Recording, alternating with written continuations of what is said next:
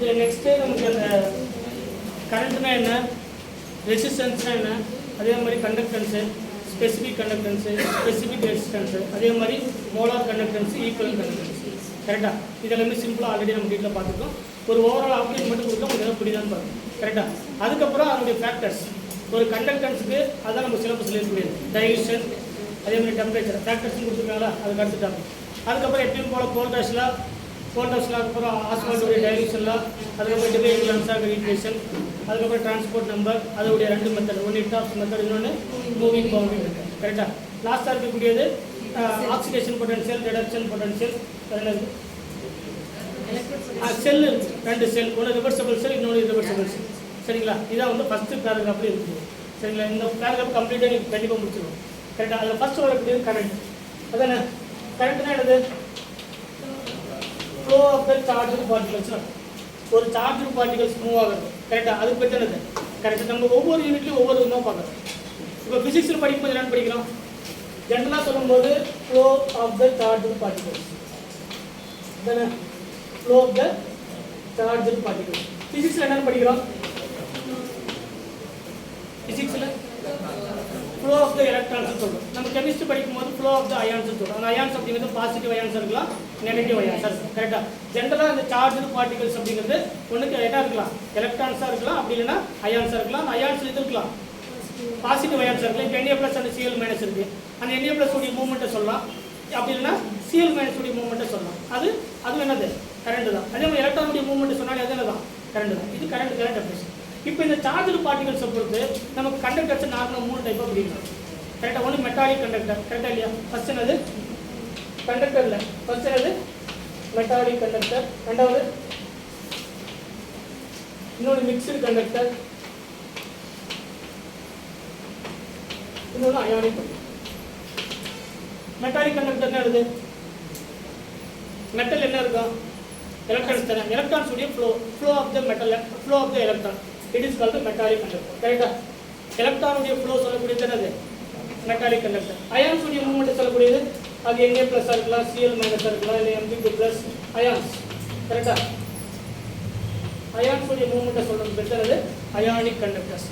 Mixed conductors ஒன்று இருக்குது. அப்படின்னு அர்த்தம் எஸ் பிளாக் எலமெண்ட்ஸ் படிக்கிறோமா இல்லையா, அல்கலி பி பிளாக்ல வரக்கூடியது. மிக்சடு கண்டக்டர்ஸ் பெஸ்ட் எக்ஸாம்பிள் ஆனது பிட்ஸ் ரிடக்ஷனில் பார்க்கக்கூடிய sodium with liquid ammonium, sodium with liquid ammonium இதுக்கு எக்ஸாம்பிள். மிக்சடு கண்டக்டர்ஸ்க்கான best example sodium with liquid ammonia, alcoholic solution. அதான் சார் அந்த கேட்டகரியில் வரக்கூடிய எல்லாமே ஆல்கஹாலிக் சொல்யூஷன், அதெல்லாமே இதுக்கான எக்ஸாம்பிள் மிக்சடு கண்டக்டர்ஸ்க்கான எக்ஸாம்பிள். கரெக்டாக நெக்ஸ்ட் எலக்ட்ரோலைட்டிக் சொல்யூஷன். கரெக்டாக எலக்ட்ரோலைசிஸ் அல்லது எலக்ட்ரோலைட்டிக் சொல்யூஷன். எலக்ட்ரோலைட்டிக் சொல்யூஷன் என்னது,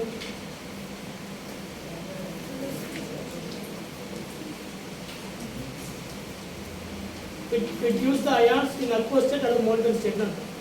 அதான் எலக்ட்ரோலைட்டிக் சொல்யூஷன். ஒரு எலக்ட்ரோலைட்டிக் சொல்யூஷன்ஸில் என்ன கொடுக்கலாம், கொடுக்கக்கூடியது இந்த ப்ளஸோ மைனஸை கொடுக்கக்கூடியது ஒன்று aqueous ஸ்டேட் கொடுக்கலாம், இல்லை மோல்டன் ஸ்டேட் கொடுக்கலாம். நம்ம ரெண்டுக்கும் வித்தியாசம் இருக்குது. கரெக்டாக aqueous ஸ்டேட் என்னது water essential condition, molten state அப்படின்னா ஹீட் பண்ணுறது.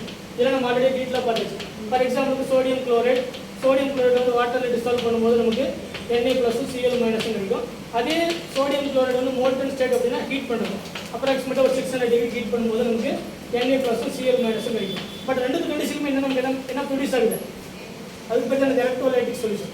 ஆனால் நம்ம இது பார்த்துருக்கோம், அட்வான்டேஜ் டிஸ்அட்வான்டேஜ்னு பார்த்துருக்கோம். இதனுடைய அட்வான்டேஜ்னு பார்க்கும்போது என்னது, வாட்டர் வந்து எல்லா இடத்துலையுமே ஈஸியாக கிடைக்கக்கூடியது. சரிங்க, ஒரு ஈஸி ப்ராசஸ் தான் என்னது இந்த அக்வஸ் மீடியம். ஆனால் ஒரு ட்ராபேக் என்ன அப்படின்னு பார்த்தீங்கன்னா, இந்த Na plus and Cl minus எதுவும் மிக்ஸ் ஆகிருக்கும், H plus and OH minus mix ஆகிருக்கும். நமக்கு pure Na plus Cl minus தான் வேணும். ஆனால் அது கூட யாரும் கலந்துருப்பாங்க, H plus and OH minus mix ஆகும். அப்போ இது வந்து பியூர் ஸ்டேட் கிடையாது. இங்கே இருக்கக்கூடிய ions Na plus and Cl minus அப்படிங்கிற என்ன ஸ்டேட் இல்லை, பியூர் அயான்ஸ் இல்லை, அது வந்து மிக்சடு அயான்ஸ். ஏன் அது என்ன கலந்துருக்கு, அது ஒரு ட்ராபேக். என்னுடைய ட்ராபேக் அக்வஸ் ஸ்டேட்டுக்கான ஒரு ட்ராபேக். ஆனால் மோல்டன் ஸ்டேட் வரும்போது எல்லா இடத்துலையும் ஹீட் பண்ணும். 600 டிகிரி செல்சியஸ் அப்படிங்கிறது ஒரு ஹெக்டிக் ப்ராசஸ் சொல்லுவாங்க. High temperature needed, it is called hectic process. Hectic process ஒவ்வொரு டைமும் 600 degree Celsius 500 degree Celsius heat பண்ணும். கரெக்டாக, ஆனால் டிஸ்அட்வான்டேஜ் தான் அது. இது ஒவ்வொரு டைம் ஹீட் பண்ணுறது அப்படிங்கிறது டிஸ்அட்வான்டேஜ். ஆனால் அட்வான்டேஜ் என்னது, அப்படி ஹீட் பண்ணும்போது நமக்கு Na+Cl- மட்டும் தான் கிடைக்கும், வேற எதுவுமே என்ன ஆகுது கிடைக்கும். ஸோ அந்த பியூரிட்டி அப்படிங்கிறது அட்வான்டேஜ். பட் டிஸ்அட்வான்டேஜ்னு பார்க்கும்போது ஒவ்வொரு டைம் என்ன பண்ணணும், நமக்கு அதிகமான டெம்பரேச்சர் தேவைப்படுது அப்படிங்கிறது டிஸ்அட்வான்டேஜ் ப்ராசஸ். கரெக்டா? ஸோ ஒரு அயான்ஸை ப்ரொடியூஸ் பண்ணக்கூடியதில் ஒன்று அக்வஸ் ஸ்டேட்டில் ப்ரொடியூஸ் பண்ணலாம், அப்படி இல்லைன்னா மோல்டன் ஸ்டேட்டில் ப்ரொடியூஸ் பண்ணலாம். இதனுடைய அட்வான்டேஜ் வேறு, இதனுடைய அட்வான்டேஜ் வேறு, இதனுடைய டிஸ்அட்வான்டேஜ், இதனுடைய டிஸ்அட்வான்டேஜ். கரெக்டா? அடுத்தது ஃபர்ஸ்ட் என்னது, resistance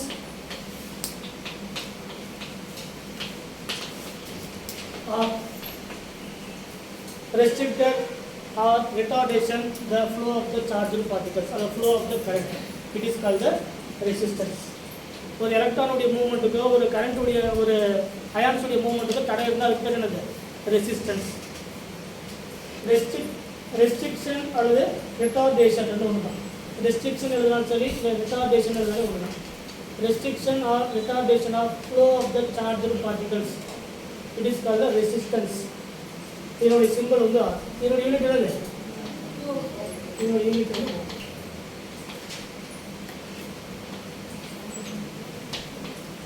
next conductance.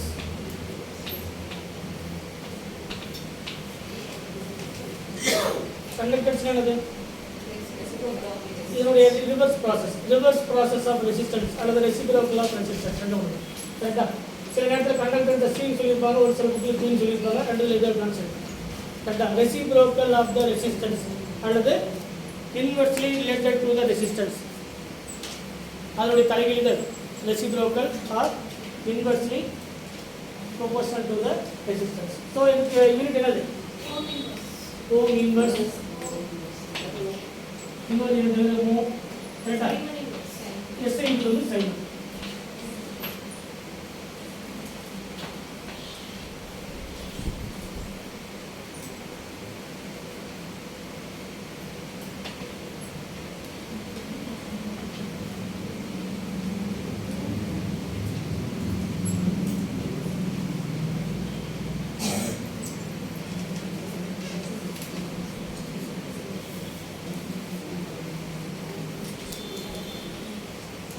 Next conductance அப்புறம் என்ன இருக்கு, நெக்ஸ்ட் ஸ்பெசிபிக் கண்டக்டன்ஸ் இருக்கு. அதுக்கு முன்னாடி ரெசிஸ்டன்ஸ், அது ஸ்பெசிபிக் ரெசிஸ்டன்ஸ்.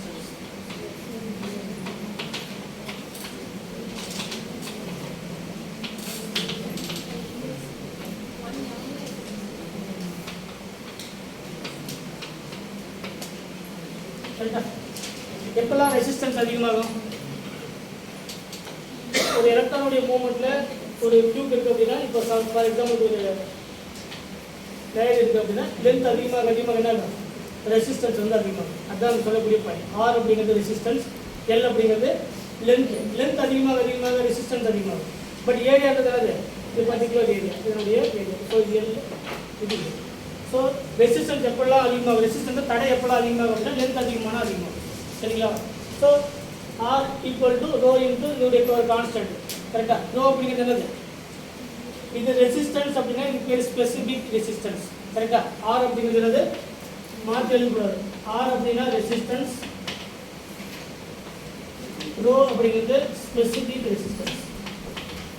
ஸ்பெசிபிக் ரெசிஸ்டன்ஸ், அதுக்கு இன்னொரு பேர் ரெசிஸ்டிவிட்டி.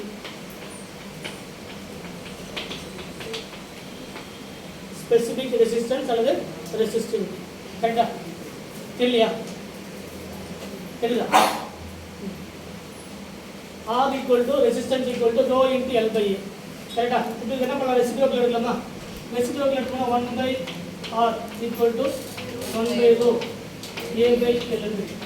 ஏ பை ரெசிஸ்டன்ஸுடைய ரெசிப்ரோக்கல் என்னது, கண்டக்டன்ஸ் சி ஆர் ஜி. கரெக்டா? ஸோ 1 பை ரோ அப்படிங்கிறது என்னது, kappa into A by L. இதில் சி அப்படிங்கிறது ரெசிஸ்டன்ஸ், சாரி கண்டக்டன்ஸ், கப்பா அப்படிங்கிறது conductivity or specific conductance. Specific conductance. இதில் ஏ பை எல் அப்படிங்கிறது செல் கான்ஸ்டன்ட். எப்படி எழுதலாம், C equal to kappa into X. X அப்படிங்கிறது செல் கான்ஸ்டன்ட். எக்ஸ் அப்படிங்கிறது எதுக்கு ஈக்குவல் அப்படின்னா எதுக்கு ஈக்குவல்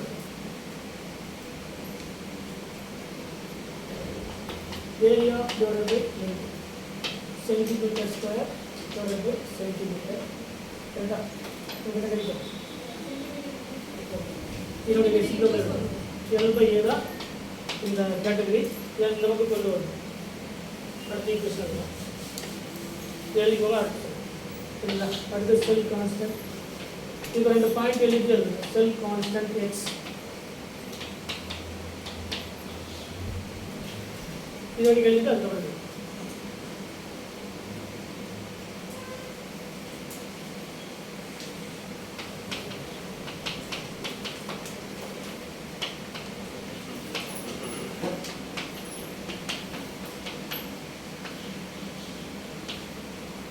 எக்ஸ் அப்படிங்கிறது செல் கான்ஸ்டன்ட்.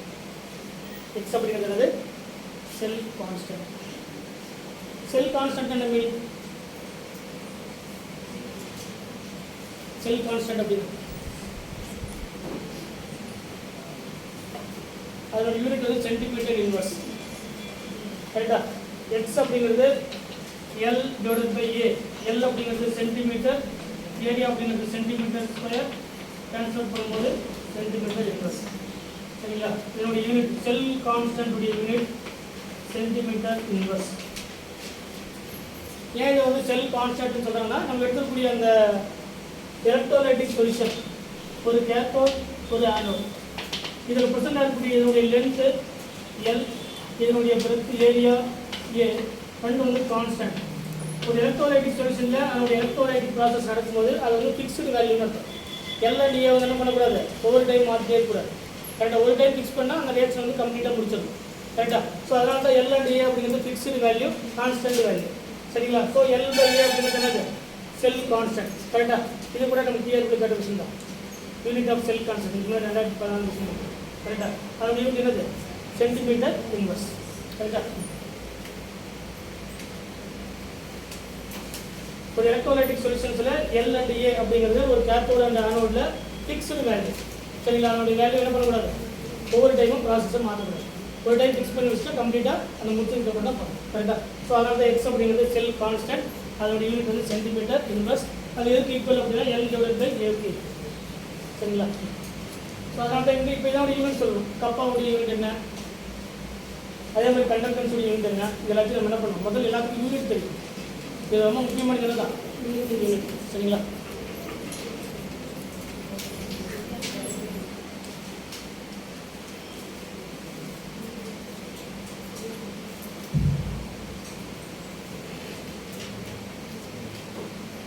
ஃபர்ஸ்ட் செல் கான்ஸ்டன்ட் யூனிட் எழுதிக்கோங்க, சென்டிமீட்டர் இன்வர்ஸ்.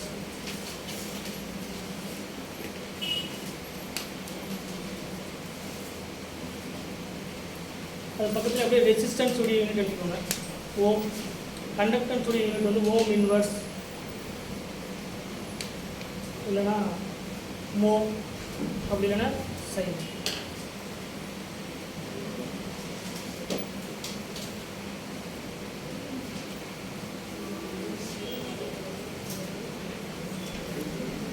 முதல்ல ரெசிஸ்டன்ஸ் உடைய யூனிட் எழுதிட்டீங்களா, ஓம் எழுதுங்க. அதுக்கப்புறம் கண்டக்டன்ஸுக்கு ஓம் இன்வர்ஸ், மோ அல்லது சைமன், மூணுமே கரெக்டு தான். மோ இன்வர்ஸ், சரி, ஓம் இன்வர்ஸ் மோ. அது மோ இன்வர்ஸ் எழுதுறது, மோ மட்டும் இருக்குது, எம்ஹெச்ஓ. ஓம் இன்வர்ஸ் மோ, எம்ஹெச்ஓ. அதே மாதிரி சைமன். இது மூணும் கண்டக்டன்ஸுக்கான 3 யூனிட். கரெக்டாக? இங்கே இருக்கிற ரெசிஸ்டன்ஸுக்கு ஓம், எல்லாமே யூனிட். அடுத்து கண்டக்டன்ஸுக்கு ஓம் இன்வர்ஸ், ரெண்டாவது மோ, மூணாவது siemens. Third cell constant X unit L by A centimetre inverse. அடுத்தது அப்பா இருக்கா, அப்பா வந்து என்னது, C into L by E. அதோட unit siemens centimetre inverse. C அப்படிங்கிறது கண்டக்டன்ஸ். கண்டக்டன்ஸ் யூனிட் என்னது, இப்படி எழுதலாம். இதனோட யூனிட் வந்து சென்டிமீட்டர் இன்வர்ஸ். இது 3 யூனிட்டுமே எழுதலாம். கண்டக்டன்ஸுக்கு ஓம் இன்வர்ஸ் சென்டிமீட்டர் இன்வர்ஸ் எழுதலாம். அப்படி இல்லைன்னா மோ சென்டிமீட்டர் இன்வர்ஸ் எழுதலாம். அப்படி இல்லைன்னா சைமன் சென்டிமீட்டர் இன்வெர்ஸ் வரும். Simon centimetre inverse. இது மூணுமே கப்பாவுக்கான யூனிட் தான். ஏன்னா கண்டக்டன்ஸ் யூனிட் வந்து ஓம் இன்வெர்ஸ் மோ சைமன். செல் கான்ஸ்டன்ட் யூனிட் வந்து சென்டிமீட்டர் இன்வெர்ஸ். கரெக்டாக இந்த மூணு யூனிட்டுமே கப்பாவுக்கான யூனிட்.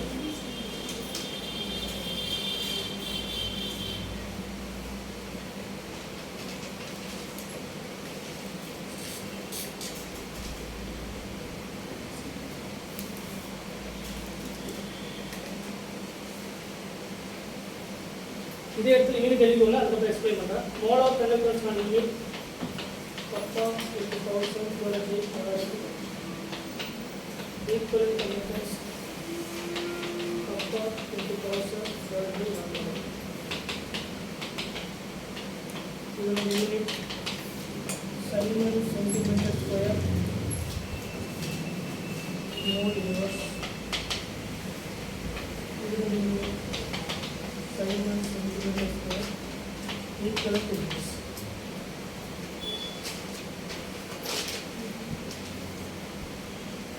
எழுதிக்கோங்க, அதுக்கப்புறம் எக்ஸ்பிளைன் பண்ணுறது. Molar conductance equivalent conductance. மொத்தம் யூனிட் எல்லாம் ஒரே இடத்துல எழுதிக்கோங்க. Siemens centimetre square mole inverse. ரெண்டாவது ஈக்குவலன்ட் இன்வர்ஸ். மோலார் கண்டக்டன்ஸுக்கு siemens centimetre square mole inverse. Equivalent கண்டக்டன்ஸுக்கு siemens centimetre square equivalent inverse. அடுத்த டைட்டில் எழுதிக்கோங்க, molar conductance.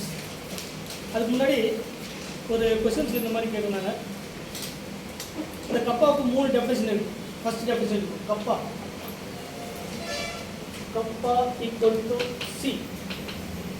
First point kappa equal to C. எப்போதான் கப்பா அப்படிங்கிறது கண்டக்டன்ஸ் ஈக்குவலாக இருக்கும். ஸ்பெசிஃபிக் கண்டக்டன்ஸ் எப்போதான் ஈக்குவலாக இருக்கிறது 3 டெஃபினிஷன் இருக்குது. கரெக்டாக இது எழுதிட்டு கீழே சொல்லக்கூடிய 3 பாயிண்ட் இருக்கு. First point 1 mole of electrolytic solution. 1 mole of electrolytic solution. இது என்ன எழுதுறேன்? கேஸ் நம்பர் 1 புரியுதான்னு பாருங்க. Case number 1 kappa equal to C into L by A. இதில் எல் அப்படிங்கிறது 1 சென்டிமீட்டர், ஏ அப்படிங்கிறது 1 centimetre square. So kappa equal to C. Already தெரியும் L into A 1 centimetre into 1 centimetre square equal to 1 centimetre cube. 1 centimetre cube எதுக்கு equal 1 ml சரிதான்.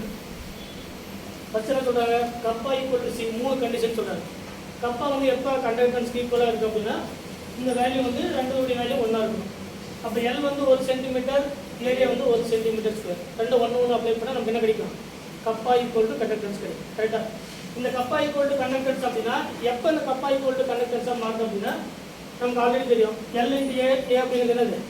Area. அதான் breadth அதனுடைய value. So L அப்படிங்கிறது 1 centimetre, area அப்படிங்கிறது 1 centimetre square. Over என்ன வரும்? 1 centimetre cube அப்படிங்கிறது 1 ml. அந்த வேல்யூ தானே 1 ml. அதான் ஃபர்ஸ்ட் டெஃபினிஷன் என்ன வருது? Kappa is the conductance of 1 ml of electrolytic solution. அதான் first definition. Kappa is the conductance of 1 ml of electrolytic solution. Definition மொத்தம் 3 டெஃபினிஷன் இருக்குது. கப்பாவுக்கு 3 டெஃபினிஷன் இருக்குது. அந்த ஃபர்ஸ்ட் டெஃபினிஷன் இருக்குது எல் அப்படிங்கிறது 1 சென்டிமீட்டர், ஏரியா அப்படிங்கிறது 1 சென்டிமீட்டர் ஸ்கொயர். சரிங்களா? அப்போ எல்லாம் ஏன் மல்டிபிளேஷன் பண்ணால் 1 சென்டிமீட்டர் கியூப்னு கிடைக்கும். 1 சென்டிமீட்டர் கியூப் எதுக்கு ஈக்குவல்னா 1 ml ஈக்குவல். சொல்றது புரிஞ்சுதா? சரி. ஃபர்ஸ்ட் டெஃபினிஷன் என்ன அப்படின்னா kappa is the conductance of 1 ml of electrolytic solution. அதுதான் ஃபர்ஸ்ட் டெஃபினிஷன். கப்பாவுக்கான ஃபர்ஸ்ட் டெஃபினிஷன் அதுதான்.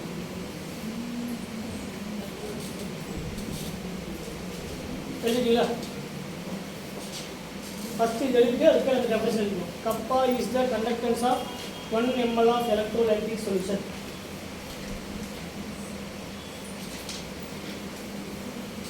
அடுத்து case number 2.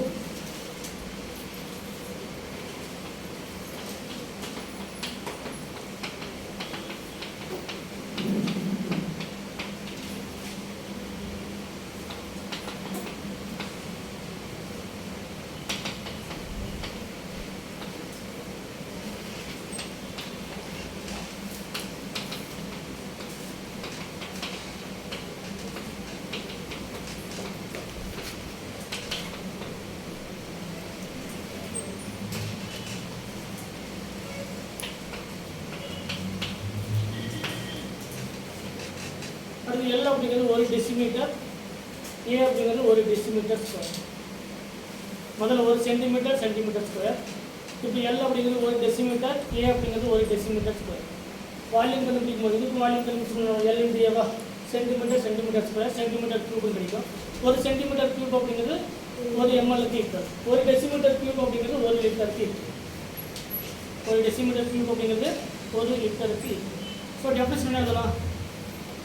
Second definition, kappa is the conductance of 1 liter of electrolytic solution. Kappa is the conductance of 1 liter of electrolytic solution.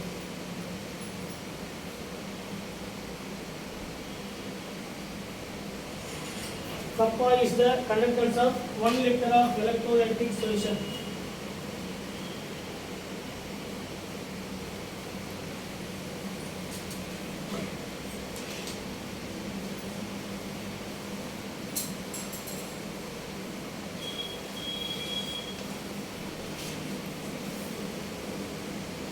Next case number 3.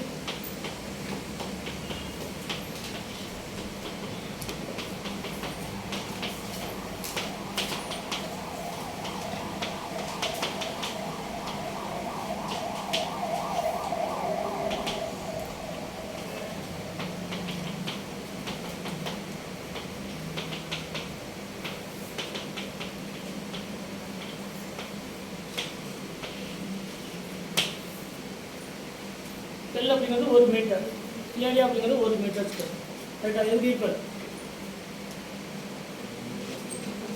ஒரு metre cube அப்படிங்கிறது 1000 லிட்டருக்கு equal.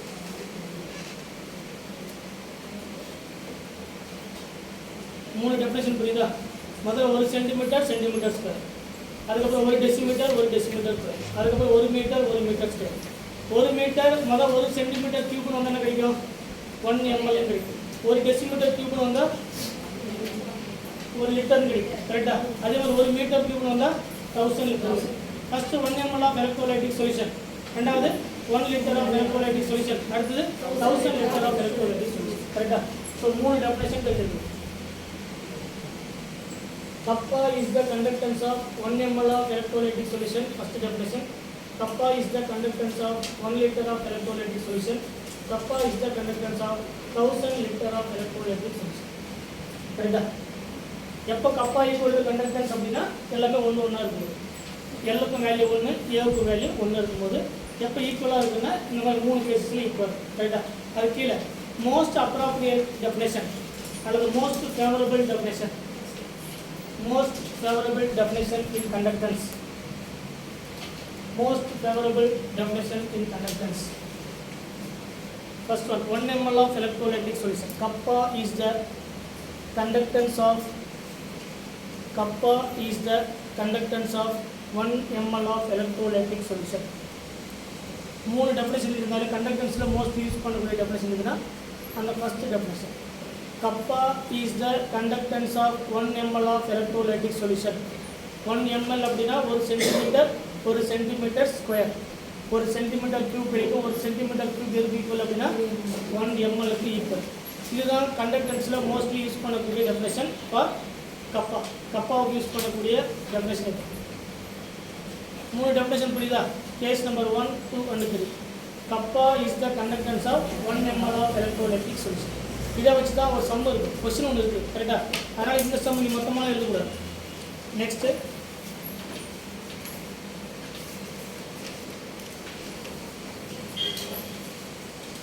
Molar conductance. அடுத்த molar conductance. Next molar conductance.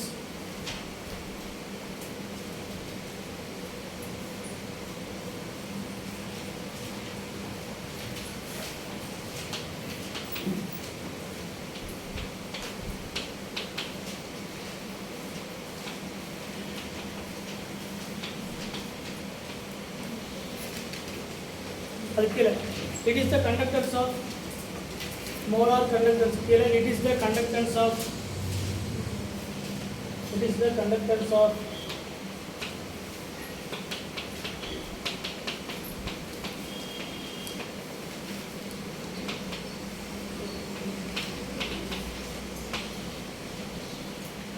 It is the conductance of 1 mole of electrolytic solution. Kappa is the conductance of 1 mole of electrolytic solution. 1 mole அப்படினா molarity அர்த்தம். சரிங்களா? இது டெரிவேஷன்ல தேவையில்லை. முதல்ல கண்டக்டன்ஸ் 1 ml கண்டுபிடிப்பாங்க, அதுக்கப்புறம் 1000 ml கண்டுபிடிப்பாங்க, அதுக்கப்புறம் ஒரு m mole கண்டுபிடிப்பாங்க. ஃபைனலாக m mole கண்டுபிடிக்கும் போது kappa into 1000 divide by m. m அப்படிங்கிறது மோலாரிட்டி. மோலாரிட்டினா 1 mole அர்த்தம். 1 mole அப்படின்னா kappa is the conductance of 1 mole of electrolytic solution. கரெக்டா? அந்த 1 mole ஆஃப் எலக்ட்ரோலைட்டிக் சொல்யூஷன் அப்படிங்கிறது தான் இங்கே என்னது மோலார் கண்டக்டன்ஸ். மோலார் அப்படின்னா மோல் அர்த்தம். சொல்ல புரியுங்களா? மோலார் கண்டக்டன்ஸுக்கான definition conductance is kappa is the conductance of 1 mole of electrolytic solution. அதுக்கான ஈக்குவேஷன் தான்.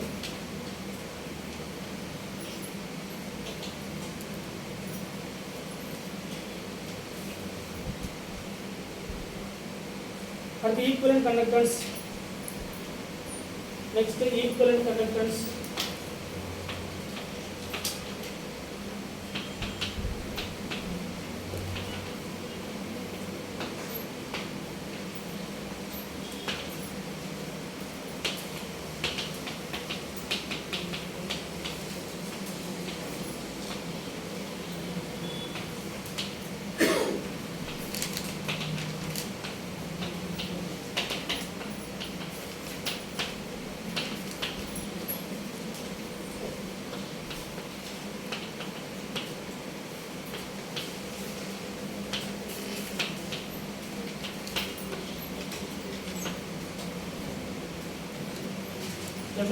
Kappa is the conductance of 1 gram of electrolytic solution.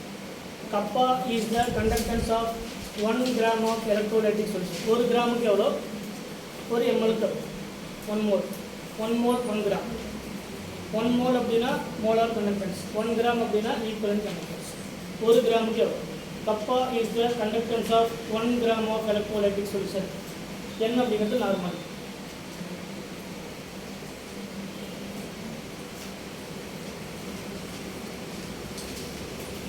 முதல்ல 1 ml கண்டுபிடிப்பாங்க, அதுக்கப்புறம் 1000 ml கண்டுபிடிப்பாங்க, அதுக்கப்புறம் m கண்டுபிடிப்பாங்க, அதுக்கப்புறம் இந்த வகையில் கொண்டு வந்தாங்கன்னா கிடைக்கும். லிட்டர் கன்வெர்ட் பண்ணும்போது 1000 லிட்டர் பண்ணும்போது அந்த 1000 கரெக்டாக 100 ml ஒன்று பார்த்தோமா இல்லையா? Third definition. சரிங்களா? அதுக்கான டெஃபினேஷன் நம்ம டெரிவேஷன்லாம் தேவையில்லை. இந்த ஃபைனல் ஈக்குவேஷன் மட்டும் தெரிஞ்சா சரி. அது யூனிட் தெரியலாம்.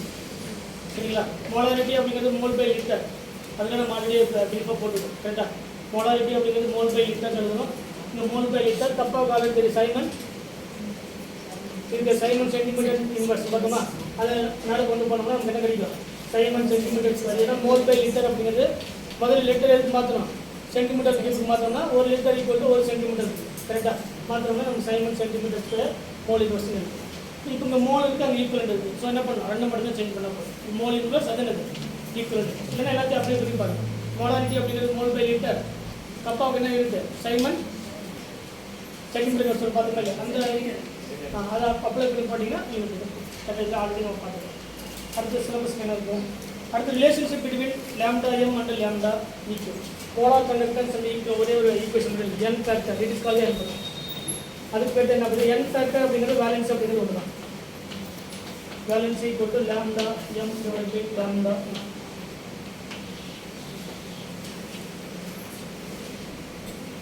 ரிலேஷன்ஷிப் பிட்வீன் இந்த ஈக்குவேஷன் கேட்பாங்க சில நேரத்தில். இதில் இப்படி கேட்கறதில்ல, ஆக்சுவலி இப்படி கேட்குறாங்க.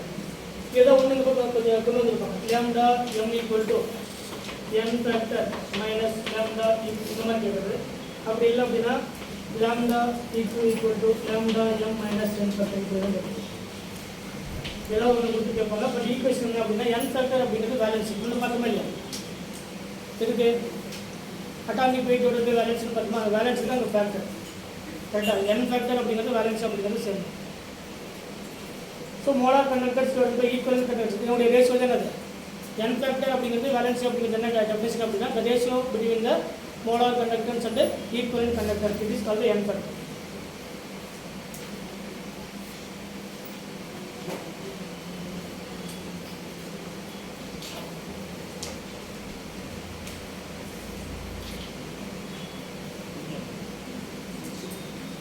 புரியுதா?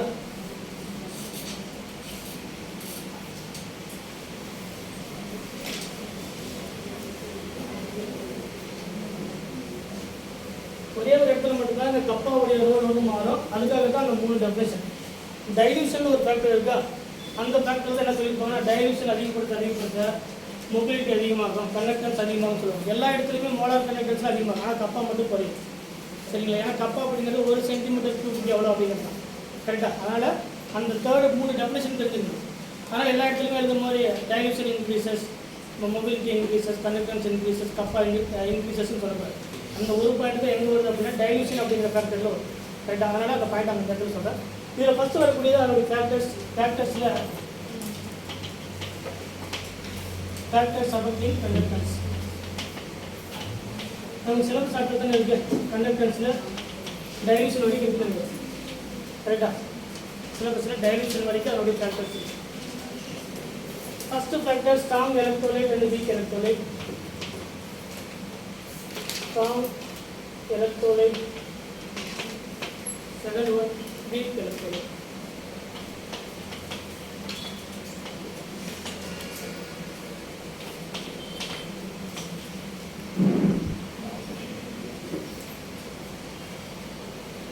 ஜென்ரலாகவே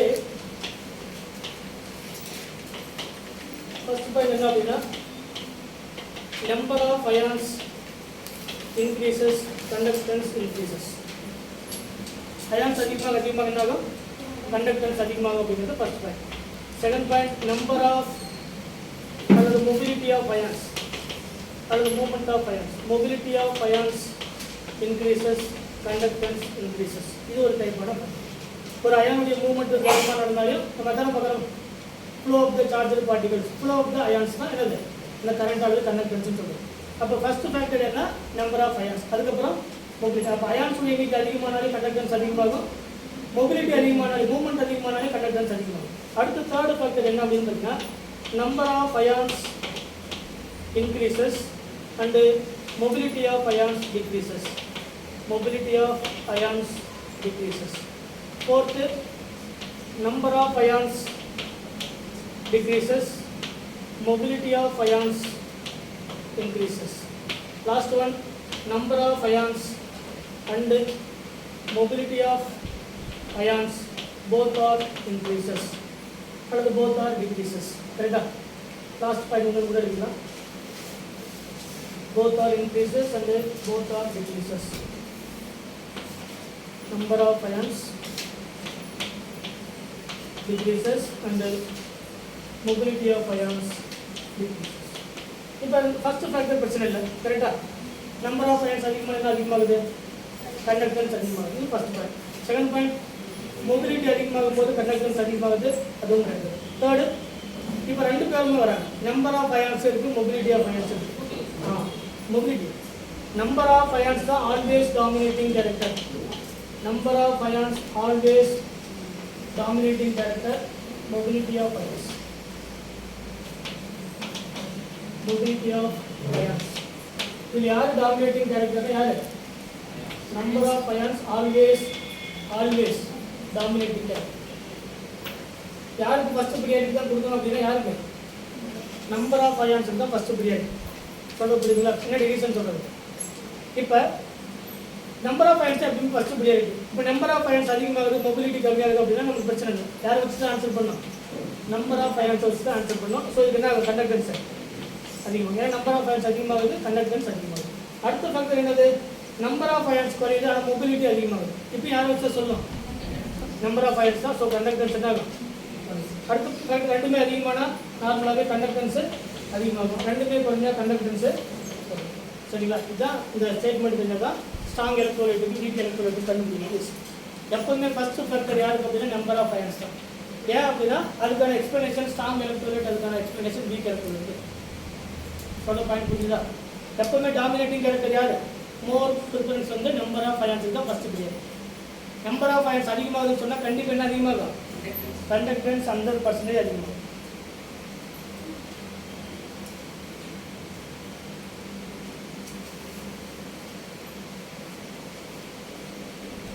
புரியுது உங்களுக்கு, தெரியும். சரி ஃபர்ஸ்ட் ஃபேக்டர் பார்க்கலாமா. ஃபார் எக்ஸாம்பிளுக்கு இப்போ ஒரு ஹைட்ரோக்ளோரிக் ஆசிட் இருக்குது, சோடியம் குளோரைடா ஹைட்ரோக்ளோரிக் ஆசிட், ஒரு ஸ்ட்ராங் ஆசிட் கரெக்டாக, H+ and Cl minus. ஒரு வீக் எலக்ட்ரோலைட் இருக்குது. இது எழுதிட்டீங்களா? எழுதலையா? எழுது.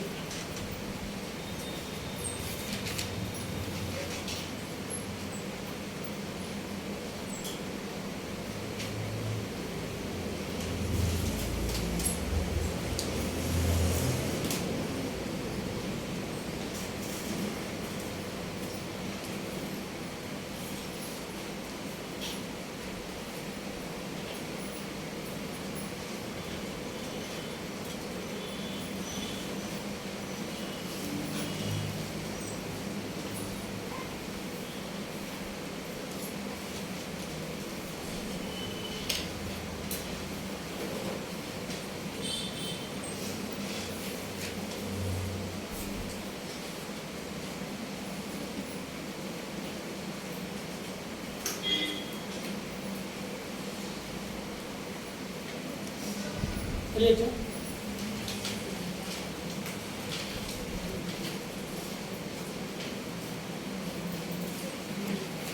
ரெண்டு பேருமே இண்டிவிஜுவலாக இருக்கும்போது மொபிலிட்டி அதிகமானாலும் சரி, கண்டக்டன்ஸ் நம்பர் ஆஃப் அயன்ஸ் அதிகமானாலே கண்டக்டன்ஸ் அதிகமாகும்.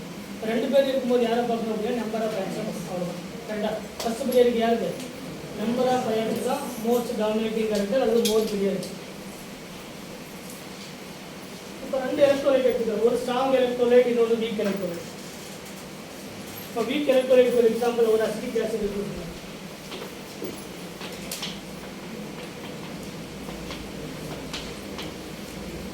ஏன் acetic acid week acid? Partially dissociate ஆகுது எப்படி தெரியும்?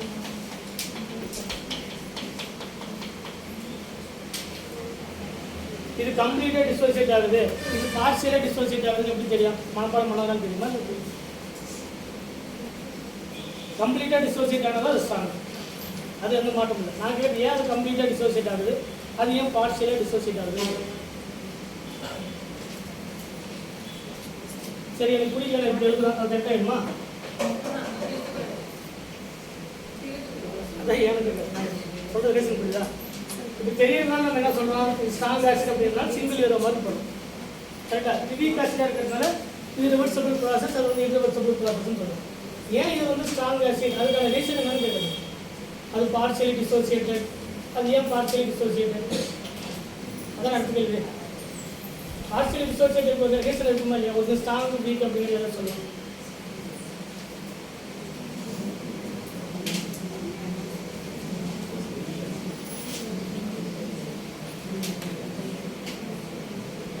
இது நானே ஒரு 10 சொல்லுவேன். இப்போ H+ கொடுத்தா ஆசிட், கரெக்டாக அது அரினேஸ் ஆசிட் படி பார்க்கும்போது ஒரு வாட்டர் எசென்ஷியல் கண்டிஷன். ஒரு காம்பவுண்டு வாட்டரில் டிசால்வ் பண்ணும்போது H+ அயன்ஸை கொடுத்தா அது ஆசிட், OH- கொடுத்தா பேஸ். இது அரினேஸ் சொல்கிறார். லவ்ரி பிரான்சர் என்ன சொல்கிறாரு? H+ கொடுத்தா ஆசிட், H+ அக்செப்ட் பண்ணால் பேஸ்ன்னு சொல்கிறார். ப்ரோட்டான் டோனர், ப்ரோட்டான் அக்செப்டர்னு சொல்கிறார். அதுக்கப்புறம் வரக்கூடிய லூயிஸ் என்ன சொல்கிறாரு? பேராஃப் எலக்ட்ரான் டொனேட் பண்ணால் பேஸ், பேராஃப் எலக்ட்ரான் அக்செப்ட் பண்ணால் ஆசிட். அதுக்கப்புறம் லக்ஸ்குலோட கான்செப்ட், அஸ்ட்ரோவிச் கான்செப்ட்லாம் ஆக்சைடு டோனர், ஆக்சைடு அதெல்லாம் கனெக்ட். கரெக்டாக ஜென்ரலாக H+ கொடுத்தா அது ஆசிட், அதுதான் காமனாக இருக்கக்கூடிய டெஃபினேஷன். கரெக்டாக இதுவும் H+ கொடுக்குது, இதுவும் H+ தான் கொடுக்குது. ரெண்டு பேருமே ஆசிட் அப்படிங்கிறது முடிவு பண்ணுது. இது ஏன் ஸ்ட்ராங், இது ஏன் வீக், அது ஏன் ஸ்ட்ராங்னு சொல்கிறோம் அப்படின்னா யாரை வச்சு இப்போ நம்ம ஒரு அசிடிக் சென்ட் கண்டுபிடிக்கிறது காஞ்சிகேட் பேஸ்ன்னு சொல்லிட்டு லவ்ரி பிரான்சர் இது ஒரு பாயிண்ட் சொல்கிறார். காஞ்சிகேட் பேஸ்ன்னு அர்த்தம். இப்போ ஒரு ஹைட்ரஜன் குளோரின் இருக்குது, HCl இருக்குது, HBr இருக்குது, HCl இருக்குது. இது ஸ்ட்ராங்கஸ்ட் ஆசிட். இது HCl தான் ஸ்ட்ராங், ஹைட்ரோயோனிக் ஆசிட் தான் ஸ்ட்ராங்கஸ்ட் ஆசிட். கரெக்டாக? இப்போ இதுக்கான காஞ்சிகேட் பேஸ்ன்னு பார்க்கும்போது இது எல்லாத்துக்கும் நம்ம காஞ்சிகேட் பேஸ் எழுதணும்னா இப்படி தான் இருக்கும். F- Cl- Br- I. இந்த ஆசிடுக்கு ஒரு ஆசிட் அப்படின்னா இது நம்மளுடைய base negative charge conjugate base தான். அதுதான் லவ்ரி பிரான்சர் சொல்லக்கூடிய இன்ஃபர்மேஷன். இந்த காஞ்சிகேட் பேஸ் உடைய ஸ்டெபிலிட்டி, ஏன் காஞ்சிகேட் பேஸ் உடைய ஸ்டெபிலிட்டினா ஜென்ரலாக ஒரு அசிடிக் சென்ட்டை கண்டுபிடிக்கிறதுக்கு Ka அப்படிங்கிறது டிசோசியேஷன் கான்ஸ்டன்ட், Ha அப்படிங்கிறது ஜென்ரலாக ஒரு ஆசிட், அது ஸ்ட்ராங்காக வீக்காக பிரச்சனை இல்லை. H+ and A-, H+ and A-. இந்த அசிடிக் உடைய ஸ்ட்ரென்த் எப்பெல்லாம் அதிகமாகும் அப்படின்னா H+ கொடுத்தா மட்டும் அதிகமாகாது. இந்த A- உடைய ஸ்டெபிலிட்டி, காஞ்சிகேட் ஆனியானுடைய ஸ்டெபிலிட்டி, காஞ்சிகேட் பேஸ் உடைய ஸ்டெபிலிட்டி அதிகமாகும் போது தான் என்ன அதிகமாகும்? ஸ்டெபிலிட்டி அதிகமாகும். கரெக்டாக இந்த மாதிரி எக்ஸாம்பிளாக பார்க்கணும் இல்லையா?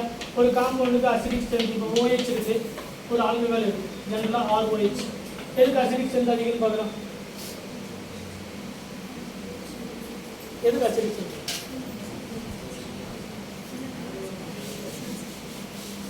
இந்த அசிடிக் ஸ்ட்ரென்த் கண்டுபிடிக்கிறதுக்கு ஃபர்ஸ்ட் எப்பயுமே ஜென்ரலாக டிசோசியேஷன் கான்ஸ்டன்ட் அதிகமாகும் போது இது எந்த அளவுக்கு ஈஸியாக டிசோசியேட் ஆகிட்டே இருக்கோ அந்த அளவுக்கு அசிடிக் ஸ்ட்ரென்த் அதிகமாகும். ஏன்னா எந்த அளவுக்கு டிசோசியேட் ஆகுதோ அந்த அளவுக்கு H+ கொடுக்கும். எந்த அளவுக்கு H+ கொடுக்குதோ அந்த அளவுக்கு என்ன அதிகமாகும்? Acidic strength. அதனால் KAன்னு பார்ப்பேன். கரெக்டாக அசிடிக் ஸ்ட்ரென்த் கண்டுபிடிக்கும் போது டிசோசியேட்டட் கான்ஸ்டன்ட் அதிகமாக இதுக்கு எப்படி எழுதுவோம்? நம்ம law of mass action theory படி number of moles in product அதோடைய concentration A minus number of moles in product by number of moles in reactant அப்படிங்கிறது HA அதோடைய கான்சன்ட்ரேஷன். இது என்னது? KAவுக்கான வேல்யூ. கரெக்டாக டிசோசியேஷன் கான்ஸ்டன்ட்டை law of mass action theory படி நம்ம கெமிக்கல் ஈக்குலிபிரியம் அயானிக் ஈக்குலிபிரியம் வரும்போது இப்படி தான் அப்ளை பண்ணிருக்கோம். Number of moles in product உடைய concentration divided by number of moles in reactant உடைய கான்சன்ட்ரேஷன் அப்படி தான் எழுதணும். அந்த law of mass action theory சொல்ல புரியுதுங்களா? இப்போ இந்த KA உடைய வேல்யூ எப்பெல்லாம் அதிகமாகுதோ அப்பெல்லாம் இந்த HA வந்து ஈஸியாக டீகம்போஸ் ஆகுதுன்னு அர்த்தம், டிசோசியேட் ஆகுதுன்னு அர்த்தம். அப்போ எந்த அளவுக்கு டிசோசியேட் ஆகுதோ அந்த அளவுக்கு அசிடிக் ஸ்ட்ரென்த் அதிகமாகும். அப்போ KAவுக்கு என்ன ரிலேஷன்? Direct relation. KAவுக்கு என்ன ரிலேஷன்? சரி, PKAவுக்கு என்ன ரிலேஷன்? இப்படி பார்க்கணுமா இல்லையா? PKA equal to minus log of KAன்னு பார்க்குறோம். பார்க்கணுமா இல்லையா? அப்போ இதுவும் என்ன ரிலேஷன்? Inverse relation. அப்போ இன்வெர்ஸ்லி ப்ரொபோஷனல் PKA. அதனால PKA வேல்யூ அதிகமாக அசிடிக் ஸ்ட்ரென்த் என்ன ஆகும்? நமக்கு வேல்யூ எடுத்து பார்த்தீங்கன்னா கொஸ்டினில் PKA வேல்யூ தான் கொடுத்துருப்பாங்க, KA வேல்யூ கொடுக்க மாட்டாங்க. PKA வேல்யூ கொடுக்கும்போது யாருக்கு வேல்யூ அதிகமாக இருக்கும்? அவங்களுக்கு என்ன கம்மியாக இருக்கும்? அசிடிக் ஸ்ட்ரென்த் கம்மியாக இருக்கும். ஏன்னா KAவுக்கு என்ன ரிலேஷன்? டைரக்ட்லி. KA அப்படிங்கிறது என்னது? Dissociation constant. சரி, கரெக்டா? இப்போ அடுத்து இந்த KA யாருக்குலாம் டைரக்ட்லி ப்ரொபோஷனல்? H+ கொடுத்தா ஆசிட். இது ஃபர்தரா யாருக்கு directly proportional? A minus. A minus என்ன அர்த்தம்? இது இன்னொரு பாயிண்ட் பண்ணி பார்த்துக்கலாம். H+ க்கு டைரக்ட்லி ப்ரொபோஷனலா ஒரு அசிடிக் ஸ்ட்ரென்த் அப்படிங்கிறது டைரக்ட்லி ப்ரொபோஷனல் H+ கான்சன்ட்ரேஷன். இந்த H+ க்கு pH ஒரு ரிலேஷன் இருக்கு, மைனஸ் லாக் ஆஃப் H+. கரெக்டா? அப்ப pH க்கு H என்ன ரிலேஷன்? H+ க்கு H+ உடைய கான்சன்ட்ரேஷன் அதிகமானாலும் அசிடிக் ஸ்ட்ரென்த் அதிகமாகும். டிசோசியேஷன் கான்ஸ்டன்ட் அதிகமானாலும் அசிடிக் ஸ்ட்ரென்த் அதிகமாகும். A மைனஸ் உடைய ஸ்டெபிலிட்டி அதிகமானாலும் அசிடிக் ஸ்ட்ரென்த் அதிகமாகும். அப்ப H+ அதிகமாகும் போது அசிடிக் ஸ்ட்ரென்த் அதிகமாகுமா இல்லையா? அப்ப H+ க்கு pH என்ன ரிலேஷன்? என்ன relation? Minus log of H+. அப்ப pH க்கு H+ க்கு இன்வெர்ஸ் ரிலேஷனா இல்லையா? ஆமா இல்லையா? அப்ப pH அதிகமாக என்ன ஆகும்? அசிடிக் ஸ்ட்ரென்த் குறையும். அப்ப இன்வெர்ஸ்லி ப்ரொபோஷனல் pH எழுதலாமா? Inversely proportional pH. அதான் தான் பார்க்குறோம். இது நியூட்டன் 7, இது 14, இது கம்மியாக இருக்கிறது. அப்போ pH வேல்யூ அதிகமாக அசிடிக் ஸ்ட்ரென்த் என்ன இருக்கும்? எல்லாம் ஒன்று தானே? கரெக்டாக இல்லையா? அப்போ pH என்ன ரிலேஷன் இருக்குது? Inverse relation. அப்போ A மைனஸ் அப்படிங்கிறது கான்ஜுகேட் பேஸா இல்லையா? கான்ஜுகேட் பேஸை வச்சு தான் மோஸ்ட் ஆஃப் த ஒரு அசிடிக் ஸ்ட்ரென்த் ஸ்டெபிலிட்டி சொல்லுவோம். A மைனஸ் அப்படிங்கிறது கான்ஜுகேட் பேஸ். கான்ஜுகேட் பேஸ் அப்படின்னா ஒரு ஆனியன். ஆனியனுடைய ஸ்டெபிலிட்டி எப்போ அதிகப்படுத்த முடியும்? ஒரு ஆனியனுடைய ஸ்டெபிலிட்டி எலக்ட்ரான் வித்ட்ராயிங் குரூப் இருக்கும்போது தான் ஸ்டெபிலிட்டி அதிகப்படுத்த முடியும். கரெக்டாக இல்லையா? அதுவே ஆல்ரெடி எலக்ட்ரான் ரிச் எலக்ட்ரான் புது குரூப் இருக்கு, எடுத்து குரூப் இருக்கு. உங்களுக்கு இப்படி சொன்னால் புரியாது, இப்படி சொன்னால் புரியும்.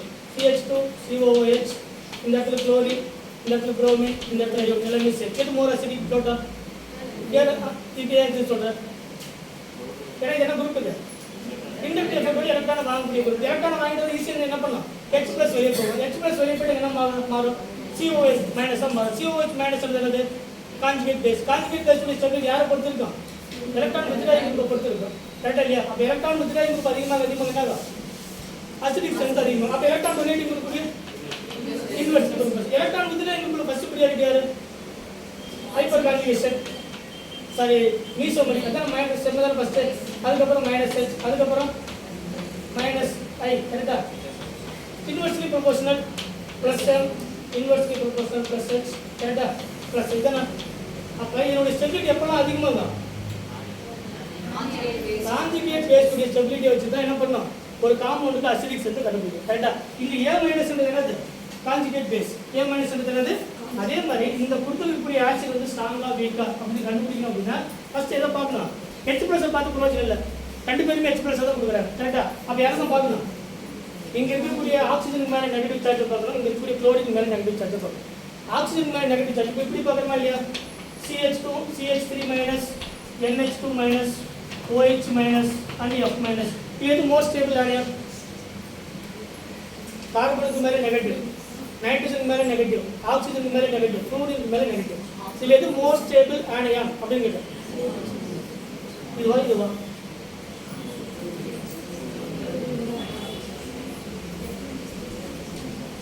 F minus F minus இது எல்லாமே செகண்ட் பீரியட். எல்லாமே என்ன பீரியடு? Second period. எல்லாருமே அப்ராக்சிமேட் சைஸ் வந்து சார் உடனே sir effective nuclear charge left to right போகும்போது அப்ராக்சிமேட்டு தான் போடும். சரி இவ்வளோ பெருசாக உடனே இவ்வளோ பெருசாக மாறிடும், கொஞ்சம் சைஸ் குறையும். பட் எல்லாமே சார்ஜ் ஸ்பீசிஸ். அப்போ எஃபெக்டிவ் நியூக்ளியர் சார்ஜ் நம்ம வந்து பார்க்க தேவை. இப்போ இதில் அந்த நெகட்டிவ் சார்ஜை ஹோல்ட் பண்ணக்கூடிய கெப்பாசிட்டி யாருக்கு அதிகமாக இருக்கோ அவங்களுக்கு ஸ்டெபிலிட்டி அதிகம். கார்பன் வந்து லெஸ் எலக்ட்ரோ நெகட்டிவ் வரும். லெஸ் எலக்ட்ரோ நெகட்டிவ் வர மட்டும் பாசிட்டிவ் இருந்தால் தான் மோர் ஸ்டேபிள். கரெக்டாக? அப்போ யார் மோர் ஸ்டேபிள்? அப்போ ஃப்ளூரின் மேலே இருக்கக்கூடிய அந்த நெகட்டிவ் சார்ஜ் தான் மோர் ஸ்டேபிள் ஆனியான். கரெக்டாக? இதில் இந்த பாயிண்ட். சரி இப்போ இங்கிருந்து இங்கே வரும், ஃப்ளூரின்லேருந்து அயோடின் வரைக்கும் வரும். இப்போ ஃப்ளூரின் மோர் ஸ்டேபிளா? என்ன அர்த்தம் இருக்குது? அப்படின்னா இப்போ சார் நீங்கள் எப்படி தான் சொன்னீங்க, லெஃப்ட் டு ரைட் வரும்போது கார்பன் நைட்ரஜன் ஆக்சிஜன் ஃப்ளூரின் வரும்போது ஃப்ளூரின் மேலே மோர் எலக்ட்ரோ நெகட்டிவ், எல்லாருமே சேம் சைஸாக இருக்கும்போது எலக்ட்ரோ நெகட்டிவிட்டி பார்க்கணும். அந்த எலக்ட்ரோ நெகட்டிவிட்டி எலமெண்ட் என்ன அர்த்தம்? Holding capacity. இவங்களை கம்பேர் பண்ணும்போது அதிகம் அர்த்தம். அதுக்கு தான் அதிகம் அர்த்தம் இல்லை. ஆனால் டவுன் டு குரூப் வரும்போது என்ன அர்த்தம்? ஆர்பிட்டாலுடைய சைஸ் அதிகமாக டி ஆர்பிட்டால் இன்க்ளூட் ஆகாத அந்த நெகட்டிவ் சார்ஜை ஹோல்ட் பண்ணக்கூடிய கெப்பாசிட்டி அல்லது டிஸ்பர்ஸ் பண்ணக்கூடிய கெப்பாசிட்டி சைஸ் அதிகமானப்போ அதிகமாகும். அப்போ யாருக்கு அதிகம்? அதனால இது என்ன ஆசிட்? Strongest acid. கரெக்டாக இல்லையா? அப்போ இந்த ஆனியன் இருக்குது என்னது? Most stable onion. Most stable யாரை கம்பேர் பண்ணும்போது? ஃப்ளூரினை கம்பேர் பண்ணும்போது. ஏன்னா டவுன் டு குரூப் வரும்போது ஆர்பிட்டாலுடைய டி ஆர்பிட்டால் இன்க்ளூட் ஆகுது, வேக்கண்ட் டி ஆர்பிட்டால் இருக்குது, ஸ்டெபிலைசேஷன் அதிகமாகுது. கரெக்டா? அப்படி பார்க்கும்போது இப்போ O மைனஸ் இருக்குது, இங்கே Cl மைனஸ் இருக்குது. இப்போ யார் மோர் ஸ்டேபிள்? O மைனஸ் அப்படிங்கிறது செகண்ட் பீரியட் இருக்கக்கூடிய நெகட்டிவ் சார்ஜ். Cl மைனஸ் அப்படிங்கிறது தேர்ட் பீரியட்ல வரக்கூடிய டி ஆர்பிட்டால் இருக்கக்கூடிய நெகட்டிவ் சார்ஜ். எந்த நெகட்டிவ் சார்ஜ் மோர் ஸ்டேபிள்? இதில் வேக்கண்ட் டி ஆர்பிட்டால் இருக்குது ப்ளஸ் ஆக்சிஜனை கம்பேர் பண்ணும்போது செகண்ட் பீரியடை விட தேர்ட் பீரியடுக்கு சைஸும் அதிகம். அப்போ அந்த நெகட்டிவ் சார்ஜ் சுற்றி வரதுக்கான ஸ்பேஸ் எங்கே அதிகமாக இருக்குது? இங்கே தான் அதிகமாக இருக்குது. அப்போ இந்த Cl மைனஸ் மோர் ஸ்டேபிளா இல்லையா? ஒரு ஆனியான் மோஸ்ட் ஸ்டேபிள் ஆனியானா இருந்தால் அது திரும்ப லெஸ் ஸ்டேபிளாக மாற்றி ட்ரை பண்ணுமா? பண்ணாது. அப்போ இம்மிடியேட் என்ன பண்ணாது? இந்த எக்ஸ்பிரஸ் கூட சேராது. எனர்ஜிவே என்னது? ஆல்ரெடி மோர் ஸ்டேபிள். ரெண்டு ரீசனோட மோர் ஸ்டேபிள். ஒன்று வேக்கண்ட் டி ஆர்பிட்டல் இருக்குது, அங்கே எலக்ட்ரானை கொடுத்து மோர் ஸ்டேபிளாக மாறலாம். இன்னொன்று சைஸும் அதிகமாக இருக்குது. கரெக்டாக? அப்போ ரெண்டு கேட்டகரினால அந்த Cl மைனஸில் என்ன பண்ண முடியும்? அந்த நெகட்டிவ் சார்ஜை ஹோல்ட் பண்ணிக்கக்கூடிய கெப்பாசிட்டி அதிகமாக இருக்கும். யாரை கம்பேர் பண்ணும்போது? செகண்ட் பீரியட் எலிமெண்ட்டை கம்பேர் பண்ணும்போது. கரெக்டாக? ஆனால் O மைனஸுங்கிறது என்னது? ஹோல்ட் பண்ண முடியாது. அப்போ இமிடியேட் என்ன பண்ணலாம்? திருப்பி யார் கூட சேர்ந்து நம்மளால் முடியாத சாமின்னு சொல்லிட்டு எக்ஸ்பிரஸ் கூட சேர்ந்து இப்போ நடக்கும், ரிவர்சிபிள் ரியாக்ஷன் நடக்கும். அதனால தான் இது வீக்கே தவிர இது பார்சியலி டிசோசியேட் ஆகுது, கம்ப்ளீட்லி டிசோசியேட் ஆகுது அப்படின்னு அர்த்தம் இல்லை. இது ஏன் பார்சியலி டிசோசியேட் ஆகுதுன்னா இந்த O மைனஸால நெகட்டிவ் சார்ஜ் என்ன பண்ண முடியல, ஹோல்ட் பண்ணக்கூடிய கெப்பாசிட்டி இல்லை. அதனால இமிடியேட் என்ன பண்ணும்? இது கூட சேர்ந்து திருப்பி மாறும். கே என்ன பண்ணும்? டிசோசியேஷன் கான்செப்ட் திருப்பி இது பிரிக்கும், இப்படி வரும், திருப்பி ரெண்டும் சேரும், திருப்பி வரும். அதனால தான் என்ன ப்ராசஸ் இல்லை, இது ரிவர்சபிள். இது என்ன ப்ராசஸ்? Irreversible process. அதனால தான் இது பேர் என்ன சொல்றாங்க? ஸ்ட்ராங் எலக்ட்ரோலைட்னு சொல்றோம். இது பேர் என்னது? அப்போ ஒரு ஆசிடுக்கு எலக்ட்ரோலைட் அதோட ஸ்ட்ராங்கா வீக்கன் பார்க்கணும். யாரை பார்க்கலாம்? அதனுடைய கான்ஜுகேட் பேஸை பார்க்கணும். Conjugate base. அப்போ இது அதனால தான் கம்ப்ளீட்லி அயனைசிங் கேரக்டர்னு சொல்றோம். கம்ப்ளீட்லி அயனைசிங் கேரக்டர் அப்படின்னா 100 மோல் HCl இருந்தால் 100 மோல் H ப்ளஸ் ஆகும், 100 மோல் Cl மைனஸ் ஆகும் தெரியும். கரெக்டா? அப்போ இருக்கக்கூடிய மொத்த அயன்ஸ் என்ன மாறி இருக்கு? 100 எடுத்து 100 மாறிடுச்சு. அதுக்கு பற்றி ஸ்ட்ராங் எலக்ட்ரோலைட். இப்போ இங்கே எப்படி மாறும்? இப்போ சப்போஸ் 100 மோல்ஸ் அசிட்டிக் ஆசிட் எடுத்துக்கிறேன், 100 மோல்ஸ் தான் மாறிடுமா? அப்படி மாறாது. அப்படி மாறாதுக்கு என்ன, அதுக்கு என்ன பேர்? Strong electrolyte. 99 வரைக்கும் கூட வரலாம், ஆனால் என்ன வராது? 100 கண்டிப்பாக வராது. ஸோ நமக்கு அப்ராக்சிமேட்டாக ஒரு 60, இது ஒரு 60, அப்படி இல்லைன்னா இது ஒரு 50, இது ஒரு 50 வரலாம். அதுக்கு பேர் பார்சியலி டிசோசியேட்டட். இது வந்து ரிவர்சிபிள் ரியாக்ஷன் பண்ணும். கரெக்டா? இப்போ ரெண்டு பேருமே பார்க்கும்போது எங்கே அயான்ஸ் வந்து அதிகமாக இருக்கு? ஆல்வேஸ் எப்பவுமே கண்டக்டன்ஸை பொறுத்த வரைக்கும் strong electrolyte always more conductance compared to the weak electrolyte. சரிங்களா? strong electrolyte compared to the weak electrolyte. ஏன்னா இது என்ன அதிகம்? number of ions. number of ions is first priority. number of ions is first priority. அப்ப எப்பவுமே conductance யாருக்கு அதிகம்? அது என்ன ஃபேக்டர் வந்தாலும் ஃபர்ஸ்ட் priority யாருக்கு தான்? strong electrolyte தான் ஃபர்ஸ்ட் priority. ஏன்னா மொத்த ions என்ன மாறிடும்? ப்ளஸும் மைனஸும் மாறிடும். ரைட்டா? அப்ப கம்ப்ளீட்லி டிசோசியேஷன் நடக்கக்கூடியது எங்க தான்? ஸ்ட்ராங் எலக்ட்ரோலைட் தான். எப்பவுமே ஸ்ட்ராங் எலக்ட்ரோலைட் தான் கண்டக்டன்ஸ் அதிகம். யாரை கம்பேர் பண்ணும்போது? வீக் எலக்ட்ரோலைட்டை கம்பேர் பண்ணும். ரைட்டா? ஃபர்ஸ்ட் பாயிண்ட் தெளிவாக சொல்லணும். Always strong electrolyte more conductance compare to the week electrolyte. சொல்றது என்ன ஃபேக்டர் தான் வந்துட்டு போகுது. ஆனால் ஃபர்ஸ்ட் பீரியட் யாருக்கு தான்? ஸ்ட்ராங் எலக்ட்ரோலைட் தான் ஃபர்ஸ்ட் பீரியட். சொல்றது புரியாசா? உடனே கோல்ட்ராஸ்லாம் கோல்ட்ராஸ்லாவுக்கு வந்தால் கூட இல்லை. கோல்காஸ்ட் லா அப்படிங்கிறது இன்ஃபைனைட் டைலேஷன். அப்போ கூட யாருக்கு தான் ஃபர்ஸ்ட் ப்ரியாரிட்டி? ஈக்குவல் சொல்லுமே தவிர பட் எக்ஸாக்டா ஈக்குவல் இல்லை, எக்ஸ்பெரிமெண்ட் தான் ஈக்குவல் இல்லை. அது பின்னாடி நீங்கள் சொல்ல புரியுங்களா? பட் எப்பவுமே யாருக்கு தான் கண்டக்டன்ஸ் அதிகம்? யாருக்கு தான்? ஸ்ட்ராங் எலக்ட்ரோலைட்டுக்கு தான் கண்டக்டன்ஸ் அதிகம். ஒரே ரீசன் தான், நம்பர் ஆஃப் அயான்ஸ் ஹை. எதுக்கு? ஸ்ட்ராங் எலக்ட்ரோலைட்ல அதிகம். சரிங்களா? வீக் எலக்ட்ரோலைட்டை கம்பேர் பண்ணும்போது எப்பவுமே ஸ்ட்ராங் எலக்ட்ரோலைட்ல நம்பர் ஆஃப் அயான்ஸ் அதிகம். ஸோ கண்டக்டன்ஸ் வந்து சொல்ல பாயிண்ட் புரியுதுங்களா? இது ஃபர்ஸ்ட் ஃபேக்டர் நம்பர் 1. கண்டக்டன்ஸ் அப்படிங்கிறது நார்மலா கம்ப்ளீட்லி டிசோசியேட்டடா இல்லை பார்ஷியலி டிசோசியேட்டடா, அதை பொறுத்து யாருக்கு கண்டக்டன்ஸ் அதிகம், யாருக்கு கம்மி. சரிங்களா? இந்த ஃபர்ஸ்ட் பாயிண்ட் எல்லாத்துக்கும் புரியுதா? சரி, நெக்ஸ்ட் பாயிண்ட் ஆன் டெம்பரேச்சர். இப்போ டெம்பரேச்சரை இன்க்ரீஸ் பண்ணுறோம். செகண்ட் கண்டக்ட் இந்த டெம்பரேச்சரை இங்கேயும் இன்க்ரீஸ் பண்ணுறோம், இங்கேயும் இன்க்ரீஸ் பண்ணுறோம். ஒரு strong electrolyte and weak electrolyte நம்ம பார்க்கக்கூடிய எல்லாமே ரெண்டுக்குமே அப்ளை பண்ணுறோம். ஃபர்ஸ்ட் பாயிண்ட் எல்லாருக்கும் புரியுதா? எப்பவுமே யார் கண்டக்டன்ஸ் அதிகம்? ஸ்ட்ராங் இருக்காது. அந்த பாயிண்ட் நீங்கள் எப்படி மாற்ற கூட அதுதான் ஆன்சர். கரெக்டாக? ரெண்டாவது பாயிண்ட் வந்து இப்போ டெம்பரேச்சரை இன்க்ரீஸ் பண்ணுறோம். டெம்பரேச்சரை இன்க்ரீஸ் பண்ணனா இந்த HCl வந்து இப்போ இந்த டெம்பரேச்சர் இன்க்ரீஸ் பண்ணும்போது இங்கே இருக்கக்கூடிய எவ்வளோ தான் டெம்பரேச்சர் இன்க்ரீஸ் பண்ணாலும் 100 இருக்கிறது 110 மாறும்.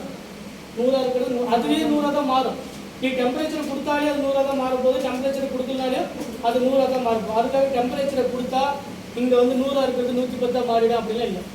நம்பர் ஆஃப் அயான்ஸ் வந்து எவ்வளோ தான் டெம்பரேச்சர் இன்க்ரீஸ் பண்ணாலும் எங்கே மாறாது.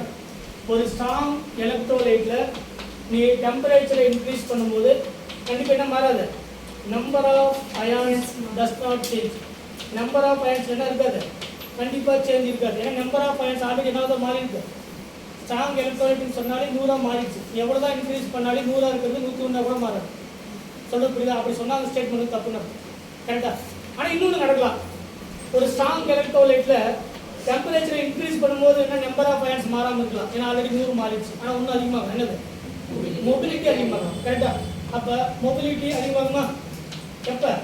டெம்பரேச்சரை இன்க்ரீஸ் பண்ணும்போது மொபிலிட்டி அதிகமாகும். அப்போ ரெண்டுமே அதிகமான ஜென்ரலாக என்னது? Conductance. Number of ions already 100 இருக்கு. இப்போ டெம்பரேச்சரை இன்க்ரீஸ் பண்ணுறதால மொபிலிட்டி அதிகமாகுது. இப்போ கண்டக்டன்ஸ் என்ன ஆகும்? இன்க்ரீஸ் ஆகும். அதுக்காக நம்பர் ஆஃப் அயான்ஸ் அதிகமாகும் அப்படிங்கிறது இல்லை. இதில் நம்பர் ஆஃப் அயான்ஸ் மாறாது, ஆனால் என்ன அதிகமாகும்? அப்போ ஒரு ஸ்ட்ராங் எலக்ட்ரோலைட்ல டெம்பரேச்சர் இன்க்ரீஸ் பண்ணும்போது என்ன எஃபெக்ட் மட்டும் தான் இருக்கும்? மொபிலிட்டி மட்டும்தான் அதிகமாகும். மொபிலிட்டி மட்டும் தான் வேகமாக நடக்கும். சொல்றது புரியுங்களா? இது நடக்காது. நம்பர் ஆஃப் அயான்ஸில் எந்த ஒரு சேஞ்சஸுமே இருக்காது. ஏன்னா ஆல்ரெடி 100 அயான்ஸ் என்ன மாறி இருக்கும்? கம்ப்ளீட்லி டிசோசியேட்டடாக மாறி இருக்கும். கரெக்டாக? அப்போ ஒரு ஸ்ட்ராங் எலக்ட்ரோலைட்ல யாருடைய ரோல் இல்லை? நம்பர் ஆஃப் அயான்ஸுடைய ரோல் இல்லை. யாருடைய ரோல் மட்டும் தான் இருக்குது? மொபிலிட்டி ஆஃப் அயான்ஸுடைய ரோல் மட்டும் தான். இந்த பாயிண்ட் எல்லாருக்கும் புரியுதா? சரி, இப்போ இதே டெம்பரேச்சர் எடுத்து ஒரு வீக் எலக்ட்ரோலைட்டுக்கு அப்ளை பண்ணுறோம். ஒரு வீக் எலக்ட்ரோலைட்டில் இப்போ டெம்பரேச்சர் இன்க்ரீஸ் பண்ணுறோம். என்னெல்லாம் நடக்கும்? இப்போ 100 இருந்தது, முதல்ல 60 தான் மாறி இருக்கு. இப்போ டெம்பரேச்சர் இன்க்ரீஸ் பண்ணும்போது இன்னும் அந்த அசிட்டேட்டிவ் அயான்ஸ்க்கு ஒடியா இருந்தது. 60 இருக்கிறது 70 மாறலாம், 70 இருக்கிறது 80 மாறலாம், 80 இருக்கிறது 90 மாறலாம், ஏன் 100 கூட வரலாம்.